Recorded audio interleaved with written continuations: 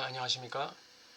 오늘 정신분석과 성경, 오늘 어떤 내용이 될지 한번 보겠습니다. 오늘은 보기는 보아도 깨닫지 못한다. 이와 같은 제목으로 진행하겠습니다. 락강은 성경의 말씀을 인용하면서 보기는 보아도 깨닫지 못한다. 이 말씀을 세미나 11에서 인용하고 있어요. 의식은 세상을 인식하는 것입니다. 그러나 의식조차도 세상을 정확히 인식하는 것은 아닙니다. 왜 그렇죠? 세상이라는 사물은 어떤 외형적 부분과 또 우리가 결코 알 수 없는 불가지적인 이 사물의 어떤 실제계적인 면이 있는 것이죠. 예를 들어서 소나무다 그러면 우리는 소나무를 의식으로 인식하지만 소나무의 실제적인 면은 우리는 알 수 없는 것이죠. 바다, 별, 토양, 풀, 동물 모든 게 마찬가지죠. 사람도 마찬가지입니다. 사람도 우리가 나 자신을 인식하는 의식적 차원이 있는 반면 나 자신을 인식할 수 없는 그러한 부분이 있는 것입니다. 하물며 의식이 무의식을 인식한다는 건 말이 되지 않습니다. 그래서 락강은 무의식은 의식이 활동을 멈추고 있을 때 활동한다 이렇게 얘기합니다. 꿈이 바로 그 증거입니다. 무의식은 주체의 꿈을 통해 자신의 진실을 알아달라고 호소합니다. 그런데 무의식의 진실은 왜 꿈처럼 왜곡돼서 표출될까요? 그것은 초자아의 기능 때문에 그렇습니다. 다시 말하면 무의식의 진실이 액면 그대로 꿈속에 나타날 때 주체는 그걸 감당할 수가 없는 것이죠. 무의식의 진실이 액면 그대로 증상으로 나타날 때 주체는 그걸 감당할 수가 없는 것이죠. 그래서 초자아가 조절하는 것입니다. 무의식의 현현을 초자아가 조절하는 것입니다. 그래서 왜곡되게 나오고 약화돼서 나오고 거짓으로 나오고 이렇게 되는 것이죠. 주체는 자신의 일상적인 증상을 인식하는 경우도 있지만 인식하지 못하는 경우도 많습니다. 인식을 하든 못하든 중요한 것은 그 증상을 통해 무의식을 만나야 한다는 사실입니다. 증상을 통해 무의식을 만나야 한다. 이게 중요한 것이죠. 무의식은 마치 덧문을 열어달라고 호소하는 미녀와도 같다고 락강은 세미나 11에서 말합니다. 의식은 바로 이 무의식의 덧문을 닫는 주범이라고, 분석 상황에서의 전이는 바로 이 덧문을 닫는 주인이라고 락강은 설명합니다. 사람이 무엇을 본다는 것은 세 가지 차원을 갖고 있습니다. 한 가지는 욕망한다는 차원입니다. 욕망한다는 차원. 뭘 본다, 그것은 바로 욕망한다는 것을 의미하는 거죠.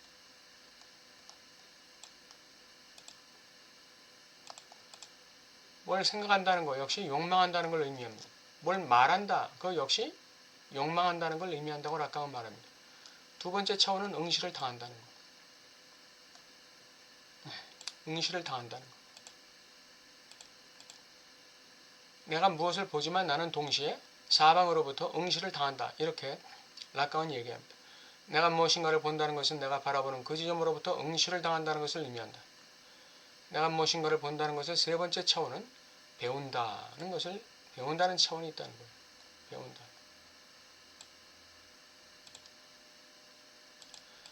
무엇인가를 보는 사람은 내가 보는 그 대상으로부터 무엇인가를 배워야 합니다. 무엇인가를 발견해야 됩니다. 무엇인가를 성찰해야 됩니다. 이것이 제대로 보는 것입니다. 성경에 저들이 보기는 보아도 보지 못하며 듣기는 들어도 듣지 못하며 마음이 있어도 생각지 못한다 그랬습니다. 보기는 보는데 보지 못하는 거예요. 진짜 발견하고 진짜 배워야 될 것을 보지 못한다는 것이죠. 껍데기만 본다 이거죠. 내가 보는 것이 껍데기만 보는 것이냐? 그 진실을 보는 것이냐? 내가 그것을 봄으로써 나는 지금 무엇을 배우고 있는가? 나는 그것을 봄으로써 나는 지금 무엇을 응시당하고 있는가? 나는 그것을 봄으로써 내가 진정으로 욕망하는 것은 무엇인가? 이것을 우리는 본다는 차원에서 발견해내야 되는 것입니다. 사람은 단순히 의식 차원에서 보고 듣고 만지고 경험하는 것으로만 사는 존재는 아닙니다. 락강에 의하면 사람은 의식 차원보다는 오히려 무의식 차원에서의 영향력을 받으면서 살아가는 존재입니다. 그래서 무의식의 구조화된 깊이의 구조화, 이것이 우리의 인생을 돌려나가는 것이죠. 이것은 굉장히 성경적입니다. 성경에서도 혀는 작은 지체로 돼 우리 인생의 바퀴를 불사르고 있다, 이렇게 얘기합니다. 우리 입에서 나가는 말이 우리 인생의 바퀴를 갖다가 불태운다는 거예요. 동력을 제공한다는 것이죠. 우리 입에서 나가는 말이 의식적 차원의 말도 있고 무의식적 차원의 말이 있어요. 그 무의식적 차원의 말이 엄청난 영향력을 갖고 있는 것이죠. 오히려 무의식 차원의 영향력을 받으며 살아가는 존재다. 지적은 이 인간 선택과 행위의 무의식적 차원을 칸트와 쉘링과 락강의 이론을 근거해서 강조하고 있어요. 이 인간의 선택과 행위, 선택 행위의 이 무의식적 차원. 지적은 이걸 강조하고 있는데 이걸 초원론적이다, 초시간적이다 이렇게 표현하고 있습니다. 초원론적이다, 초시간적이다. 이데올로기의 숭고한 대상이 이렇게 나와 있습니다. 그러므로 인간은 자신의 무의식적 소리를 듣기 위해 집중해야 합니다. 세상의 잡다한 소리를 뒤로하고 자신의 무의식의 소리를 들으려면 얼마든지 들을 수 있습니다. 단지 무의식의 소리를 듣기 좋아하지 않을 뿐입니다. 보고 깨닫는다는 것은 락강 용어로 말하자면 승화의 전제 조건입니다. 보고 깨닫는다. 내가 어떤 대상을 보고 뭔가를 배운다, 깨닫는다, 나 자신을 성찰한다, 통찰한다, 지각한다 하는 것은 승화를 위한 전제 조건입니다. 자신의 결여를 제대로 보고 깨닫지 못한다면 자신이 무엇을 지향해야 되는지, 무엇을 해야 하는지 결코 알 수가 없습니다. 본다는 것은 안다는 것입니다. 본다는 것은 안다는 거예요.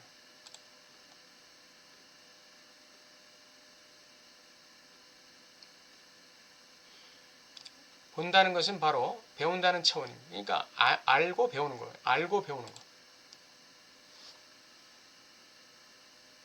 인간은 보고자 하는 욕망이 있습니다. 그것은 바로 알고자 하는 욕망입니다. 지식에 대한 욕망을 얘기하는 것이죠. 지식에 대한 욕망.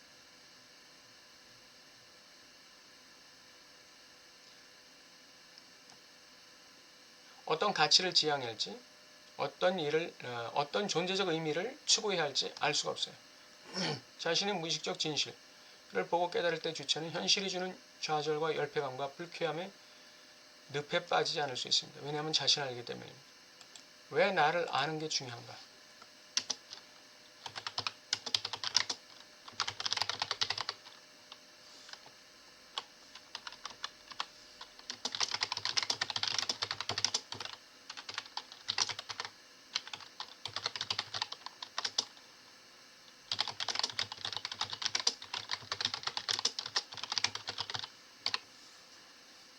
나의 아갈마를 발견하기 때문이에요.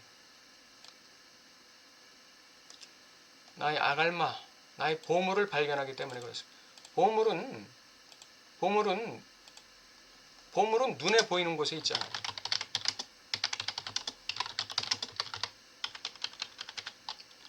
결코 눈에 보이는 곳에 있지 않습니다.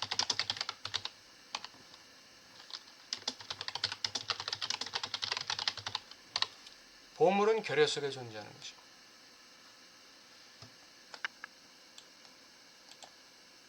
그렇기 때문에 나의 무의식적 결여, 나의 균열, 나의 어떤 무의식 구조, 이거를 발견하는 것이 굉장히 중요합니다. 거기서 나의 보물도 거기에 있는 거기 때문에 그래요. 성경에 보면 왕골이 진펄이 아니고서야 어찌 왕골이 나겠느냐, 그런 말씀이 있습니다. 진펄, 아주 불쾌한 장소죠. 늪 아닙니까? 늪. 불쾌함의 늪이에요. 근데 거기서 왕골이 난다는 거예요. 진주가 어디서 나옵니까? 진주가 모래로부터 진주가 나옵니다. 까실까실하고 나를 갖다가 목구멍을 막히게 만드는 고통스러운 상처를 주는 그 모래가 진주를 만드는 것이죠. 성경은 그들이 보기는 보아도 보지 못하며 듣기는 들어도 듣지 못하며 깨닫지 못함이니라 이렇게 말씀하고 있습니다. 보기는 보는데 의당 보아야 할 것을 제대로 보지 못하고 듣기는 듣는데 마땅히 들어야 할 것을 듣지 못하고 깨달아야 생각이 있는데도 마음이 있는데도 깨달아야 할 걸 제대로 깨닫지 못한다. 이렇게 예수님께서 백성들을 책망하신 것입니다. 백성들은 메시아를 보고도 메시아 신주를 깨닫지 못했어요. 예수님을 보고도 구약 선지자들이 누누이 예언자들이 누누이 예언했던 그 메시아가 오셨음에도 불구하고 그분이 메시아신 줄을 깨닫지 못했어요. 예수님의 기적을 보고도 그분이 메시아신 줄을 깨닫지 못한 거예요. 예수님의 말씀을 듣고도 그것이 하나님의 진리임을 깨닫지 못했어요. 듣고도 듣지 못한 것이죠. 그래서 예수님은 백성들을 향해서 보고 듣고 마음으로 깨닫는데 둔하다고 말씀하셨어요. 아직도 알지 못하면 깨닫지 못하느냐. 너희 마음이 둔하냐. 인간은 무엇보다 십자가에 달리신 예수님을 보고 무엇을 깨달아야 할까요? 내가 하나님께 버림받은 존재라는 사실을 깨달아야 합니다.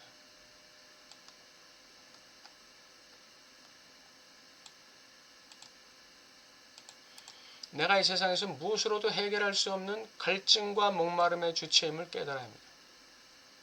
이 세상 것 가지고는 해결할 수가 없는 거예요. 이 세상 전체를 다 주어도 해결되지 않는 인간의 존재적 갈증과 목마름입니다. 내가 하나님과 온 세상 앞에서 벌거벗은 존재라는 사실. 이걸 깨달아야 돼요. 내가 나의 수치와 이 죄성을 아무리 감추려고 해도 결코 하나님 앞에 감출 수가 없다. 인간은 하나님 앞에 벌거벗은 존재. 그래서 예수님께서 현장에서 가늠하다 잡힌 여인이 끌려와가지고 그 바리새인들 제사장과 바리새인들이 돌로 치려고 하면서 예수님에게 물었어요. 당신은 이 여자에 대해서 어떻게 판결하겠느냐? 만약에 이 여자 죄 없다 하면은 가늠한 여자, 현장에서 잡힌 여자인데 죄 없다 했으니까 예수님을 돌로 칠 것이고, 이 여자가 죄인이다 그러면 그대로 이 여자를 돌로 쳐 죽일 것입니다. 예수님은 진퇴양난이에요. 그때 예수님은 허리를 굽혀서 땅에 글을 쓰셨어요. 무슨 글을 쓰셨을까요? 그 글을 봤던 제사장이 돌을 버리고 도망쳤어요. 남자들이 하나하나 다 예수님께서 쓰신 글을 보고 돌을 버리고 도망친 거예요. 예수님께서 무엇을 쓰셨을까요? 그들의 벌거벗음을 쓰셨지 않겠어요? 그들의 벌거벗은 모습을, 위선된 모습을 쓰셨지 않겠느냐 이거죠. 그러면서 예수님이 모든 사람들이 돌을 버리고 도망가자 그 가늠하다 잡힌 여인에게 너를 정죄하는 자가 없느냐 그러셨어요. 없나이다 그러니까 나도 너를 정죄하지 않겠다 그랬어요. 나도 너를 정죄하지 않는다.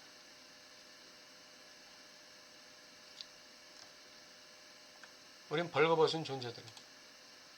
이 세 가지가 인간 주체의 존재적 본질입니다. 목마름, 벌거벗음 그리고 버림받음. 이것이 그것이. 십자가에 달리신 예수님 보면서 이 인간 존재의 본질을, 이 본질적 심연을 보지 못한다면 그는 보기는 봐도 보지 못하는 장님이에요. 네. 보긴 보아도 보지 못하는 거예요. 누군가 말했어요. 락강의 끝은 기독교 신앙의 시작이다. 인간 주체가 단지 무의식의 진실만을 보아야 할까요? 물론 무의식의 결혈 속에서 주체의 아갈마 역시 존재합니다. 무의식을 본다는 건 매우 값진 일일 것입니다. 그러나 십자가를 보면서 인간 주체의 존재적 심연을 보고 깨닫는다면 이는 더욱 값진 일이 될 것입니다. 무의식만 보지 말고 십자가를 보라 이거죠. 우리의 존재적 심연을 보게 될 것이다. 예.